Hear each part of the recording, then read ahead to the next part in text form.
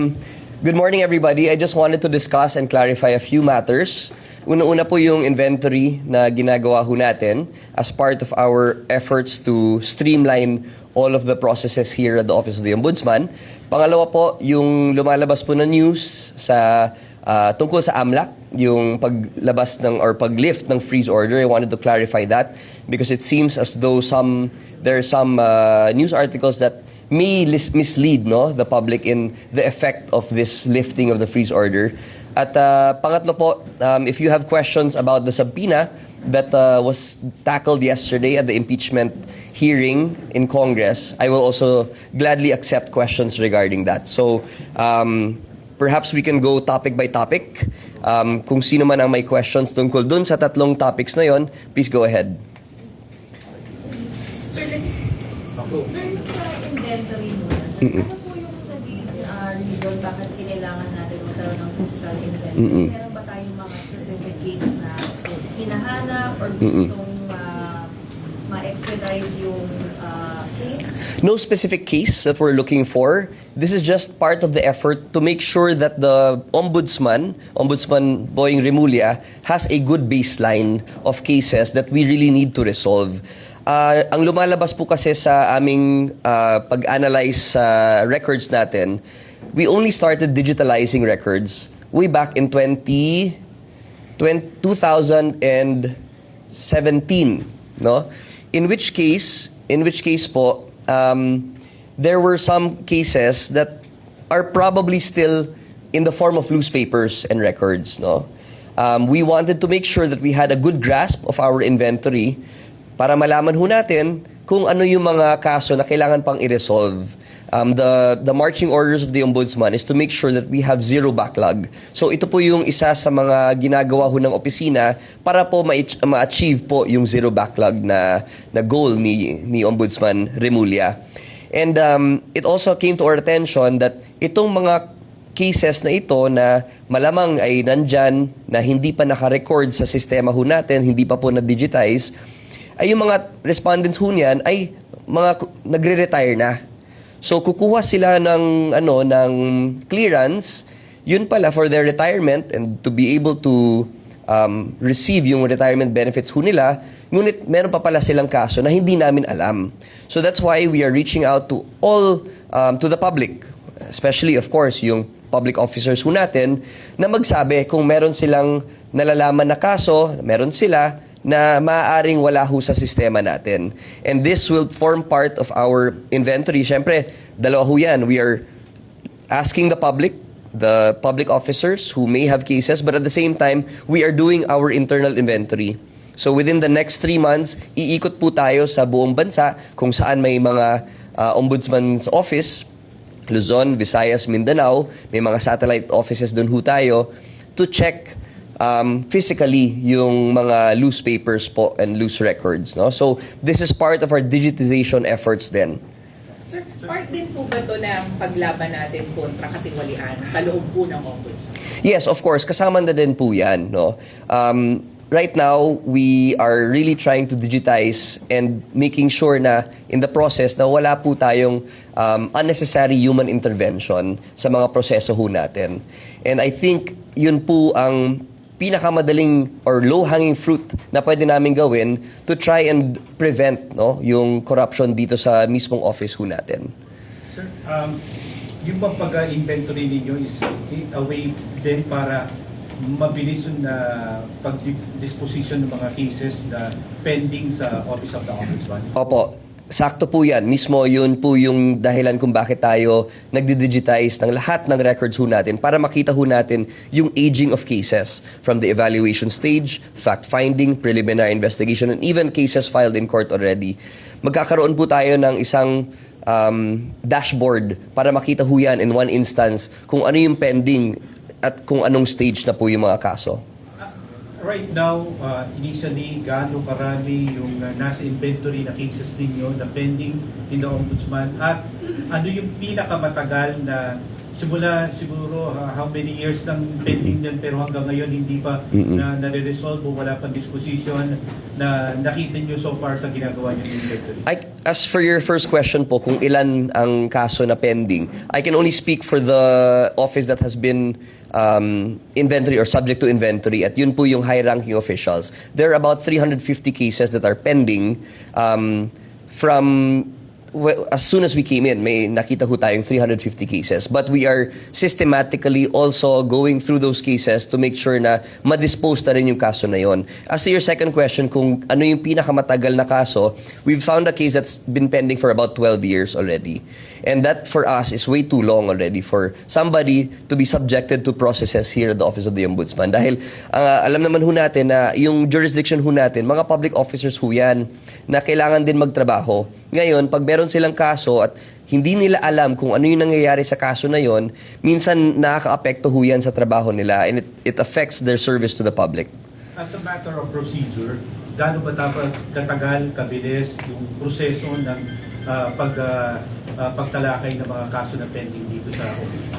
Magandang tanong ho yan, and when we came in po kasi, naabutan ho natin yung dating rules, no? Yung guidelines for the procedures dito sa Ombudsman. Dati ho, for simple cases, they are given 1 year. And then for complex cases, 2 years. Ang ginawa ho natin, nirevise agad natin yung rules na yon. In fact, the IRR is being debated on right now and being discussed para ma-finalize ho yan.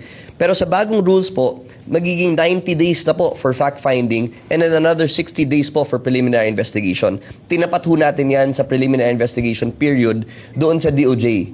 And sa tingin ho natin, kaya naman natin gawin yon, especially with all our efforts to digitize and to build capacity here in the Office of the Ombudsman. Sir, yung termino pong parking, ito din po ay napag-uusapan pag sinasabi pong ombudsman. Ano po ba yung ibig sabihin nun at paano po siya maiiwasan at ano po yung ayaw nyo mangyari? Yung parking po, kumbaga tinatago daw ang kaso. These are obviously, there are reports about that scheme, no, na may pinapark na kaso dito, and obviously yung kahulugan nun is hindi pinapagalaw ang kaso, no.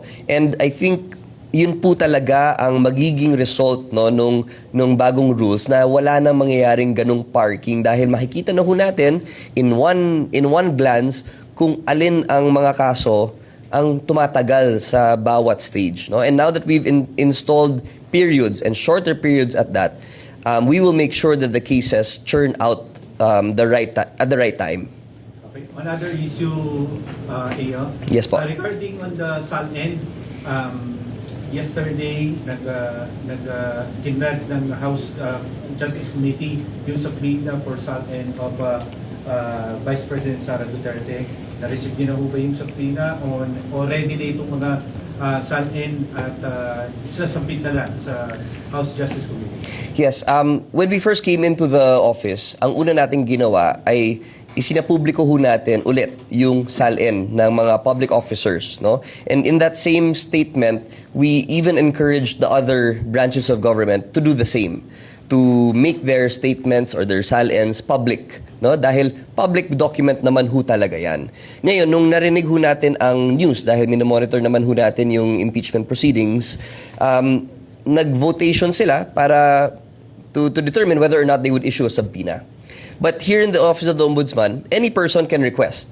The public, the general public can request for a copy of the SALN of those that are in the possession of the Ombudsman. And those are the President, the Vice President, heads of constitutional commissions, and LGUs sa mga area offices ho natin. So even a simple request would do, no? And so much more if it is a subpoena, we will comply. Sir, maski po yung mga panahong siya ay nasa Davao City pa, siya po ay mayor at vice mayor, kaya niyo po ibigay po?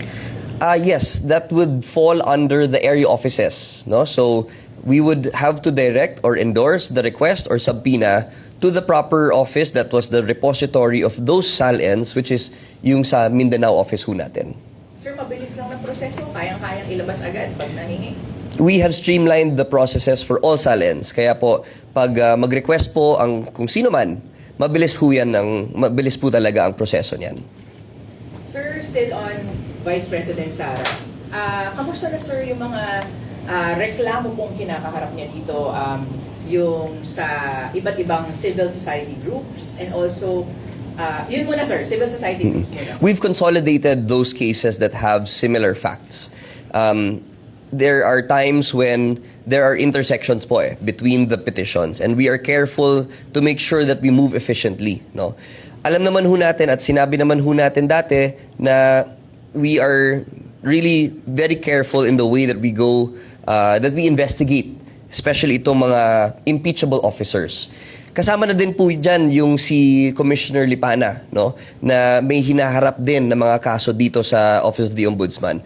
We are very careful to make sure that we do not step on any unconstitutional grounds. No? So, yung investigation regarding VP Sara is ongoing. We are gathering more and more evidence. But at the very end, the inclination of the Office of the Ombudsman is that we have to refer the same to the proper forum for impeachment. Dahil magkakaroon din naman ng trial if in case it reaches the Senate. No? So that, for us, constitutionally, would be the best option as of now. Sir, to be clear, fact-finding na po tayo sa VP Sara complaints. Yes po. Fact-finding. Fact-finding na po tayo. Sir, relatedly, Ramil Madriaga. Okay. Lang ba, sir? Sir, si Ramil Madriaga, iniuugnay din po kay Vice President Sara. Siya po ay nagpadala ng sulat dito po sa inyo pong opisina. Kamusta na po yun? At yun po ba ay na-consolidate din with the other complaints? Yes, na-consolidate ho yan. We are looking at the allegations and we are verifying everything that is written in those complaints. No? As for any case here in the Office of the Ombudsman, it has to go through proper verification. And just like in the 18 Marines case, kailangan natin ma-verify or at least we have to measure yung credibility po ng ating mga testigo dito sa Office of the Ombudsman. It is very likely and there are so many times na ginagawang political mudslinging arena ang Office of the Ombudsman. Kaya ang pinakamahirap at pinaka-challenging po na ginagawa ng Office of the Ombudsman is to decipher and determine kung ano dito ang politika, kung ano dito ang katotohanan.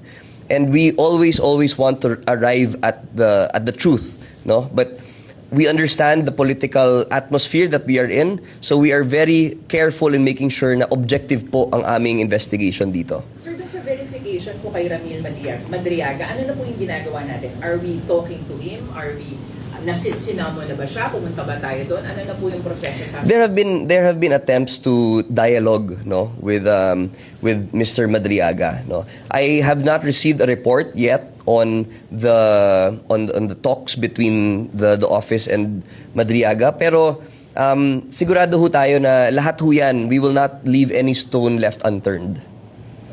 Sir, nabanggit nyo kanina, consolidated na yung mga complaints on VP Sara.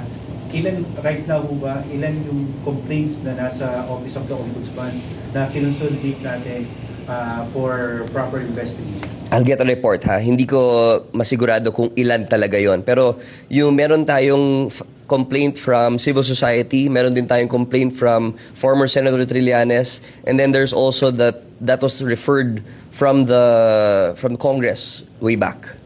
So yun po yung ano, pero I'm not sure if that's the entire universe. Sir, how will the investigation prosper po dito sa Ombudsman kung meron na pong umuusad na impeachment complaint sa kanya naman po sa House? Yun nga po ang sensitivities dito. Kaya natin minemonitor ho lahat ng nangyayari sa House, no?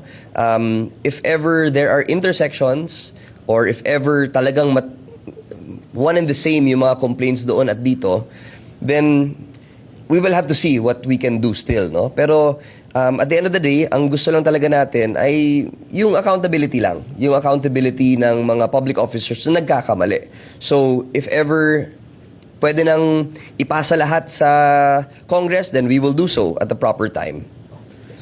According to the House Committee on Justice, the processes na ginagawa nila is more on